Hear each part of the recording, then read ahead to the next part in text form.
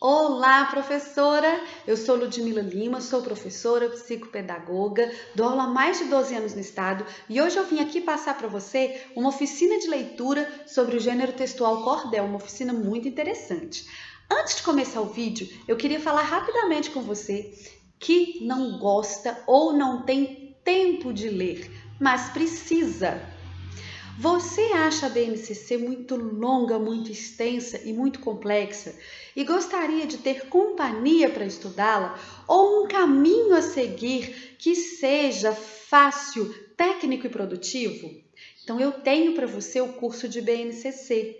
Lá no curso de BNCC, eu te ensino tudo sobre a BNCC e ainda te ajudo com como produzir os seus planos de aula.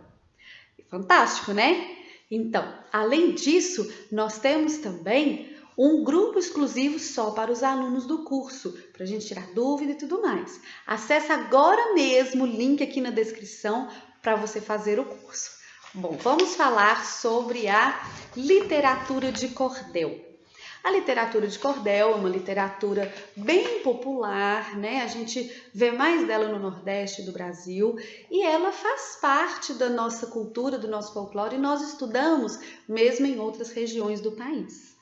A minha sugestão, eu vou deixar lá no curso para vocês, escurece quando eu mostro, né? Eu vou deixar lá no curso para vocês ela impressa, a oficina de leitura impressa, e vou deixar também uma apresentação em PowerPoint, caso você queira projetar, tá, no quadro para mostrar para as crianças. Então, nós começamos mostrando para as crianças a imagem da literatura de cordel. A gente encontra várias imagens. Se você quiser usar a apresentação de PowerPoint que eu deixei para você, eu já coloquei a imagem lá na frente. Se não, você mesmo pode pesquisar com seus alunos. E levar a criança, antes de ler qualquer coisa sobre o gênero, levar a criança a pensar sobre o gênero. E aquela gravura, e por que aquele gênero chama cordel, né? Por que nós chamamos de cordel, de literatura de cordel, de poema de cordel, né? E aí ela vai pensar no caso, por que cordel e fica pendurado ali, né? E aí vamos deixar eles levantarem hipóteses. Não diga, é isso mesmo. E nem diga, não tem nada a ver. Quando a criança for falando, elas vão dar um monte de palpites de por que pode ser esse nome. E você diz, será que é isso? Nós vamos ver quando a gente for ler. Será que é isso? Nós vamos ver quando a gente for ler. Depois, em seguida, nós lemos a definição com as crianças. Eu sugiro que você procure na Wikipédia. Lá na Wikipédia tem a literatura de cordel, tem uma explicação sobre ela, tem um contexto histórico, tá bem interessante. Se você for usar a apresentação, eu já coloquei lá um link, lá no PowerPoint. Se você tiver acesso à internet, no computador que você for usar para projetar, é só segurar a tecla Ctrl e clicar no link que ele direciona você para a página. E aí, vamos ler como é que é escrita a literatura de cordel, a estrutura do texto, as características e tudo mais. Em seguida, lá na própria Wikipédia, mais para baixo, nós temos alguns exemplos de texto. Você pode selecionar outros, é claro, mas lá já tem alguns exemplos, tá bom? Em seguida, a gente vai ler os textos. É importante na oficina de leitura que a criança leia. A gente lê uma definição, lê o que é literatura de cordel, não quer dizer que a gente sabe o que é. A gente precisa ler literatura de cordel, a gente precisa ler poemas de cordel. Acontece que o poema de cordel, ele tem um ritmo, ele tem uma entonação, ele tem uma forma certa de ser recitado. Então, para isso, eu sugeri lá alguns outros links que são de pessoas recitando cordel. Tem inclusive lá um link de um canal de um garotinho fofo demais. Aos 7 anos ele já recita um monte de cordéis e ele faz até apresentações. Então eu coloquei uma reportagem com ele e o canal dele, porque ele tem um canal recitando cordel. Bom, depois de ver pessoas recitando, as nossas crianças, os nossos alunos, olha, se eles já viram uma definição, uma explicação, se eles já têm contato, já tiveram contato com textos, se eles viram pessoas recitando, porque é uma cultura muito oral também. Cordel é escrito, mas ele é escrito para uma leitura, para ser recitado. Então, se eles já viram isso tudo, eles já têm um pouquinho de experiência ali, beleza? Agora é hora de preencher aquele quadro. Toda vez que eu falo em gênero textual, eu sugiro um quadro onde você preenche características, finalidade, onde encontramos e alguns exemplos. Se eles já viram alguns exemplos, eles já são capazes de isolar características, tem rima, tem ali os números diversos que vocês vão ver lá na definição e tudo mais, e aí eles vão escrever as características e preencher esse quadro. O próximo passo da oficina é a produção de texto. A produção de texto pode ser feita de diversas maneiras, desde que observe as características do gênero.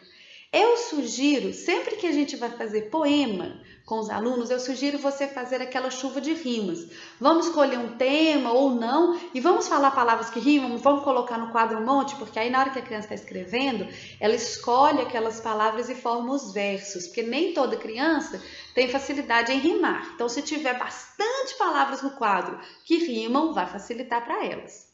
Bom, depois que a gente faz uma produção como essa, estamos trabalhando no gênero textual, vimos os vídeos recitando, vimos uma definição, uma explicação, vimos vários exemplos daquele gênero, fizemos o quadro, né? Agora está na hora de produzimos, aí a gente vai conferir, a gente pega aquele quadro que a gente preencheu e vai olhar. Deixa eu ver aqui, eu falei que tem rima, que no quadro eu coloquei que tem rima, deixa eu ver se na minha produção tem rima. Aqui no quadro eu falei que são versos de 6 estrofes, por exemplo. Deixa eu ver se... Estrofes de 6 versos. Troquei, né, gente? Aí, deixa eu conferir se aqui minhas estrofes têm 6 versos. Não tem que ser 6 versos, não, mas tô dando um exemplo. E aí, eles vão fazer uma autocorreção.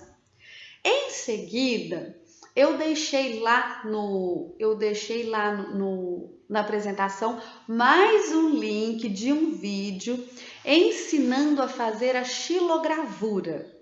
A xilogravura, ela é o desenho esculpido na madeira, depois é tingido e você imprime, mas a gente consegue com as crianças, para ficar mais fácil, fazer com bandejinhas de isopor. Então, deixei lá a técnica, a gente fez o texto, conferiu o texto, fez uma correção, agora a gente vai ilustrar com xilogravura, para ficar bem parecido com o cordel mesmo, e depois eu sugiro que vocês recitem as poesias produzidas e façam vídeos, a exemplo daqueles vídeos que a gente assistiu durante a oficina. Falando assim é muito rápido, mas é um trabalho complexo que demora um pouco, você vai ver de acordo com a conveniência da sua turma. Lá na apresentação, no PowerPoint, eu coloquei os passos todos e coloquei os links dos vídeos e dos sites para você ir acessando. À medida que você vai passando as páginas, né, os slides, vai aparecendo para você os links para você clicar e assistir aos vídeos. Você só precisa ter internet. Se você, por acaso, for fazer num lugar onde você não consegue acessar, é melhor você baixar os vídeos e colocar na apresentação, tá certo? Porque aí você não passa aperto com os alunos. É muito desagradável quando a gente vai mostrar uma coisa para os alunos, a gente chega empolgado e não funciona, né? Então, certifique-se de que tem a internet lá na hora de usar. E, além do PowerPoint, eu deixei também um arquivo com os passos que você vai seguir na sua oficina e com o quadro para imprimir para as crianças preencherem. Não tá dando para ver, né? Mas olha lá, o quadro para imprimir para as crianças preencherem as características do gênero, onde encontramos, etc. Eu espero que você desenvolva esse projeto sem pular nenhum pedaço, para aproveitar toda a riqueza da arte. Assista os vídeos, veja como as crianças vão se interessar. A xilografura é muito gostosa de fazer, as crianças recitando é muito interessante. Espero que você faça, que você tenha uma aula produtiva muito gostosa. Se você gostou, comenta, curte, compartilha, se inscreve no canal. Um grande beijo e até a próxima.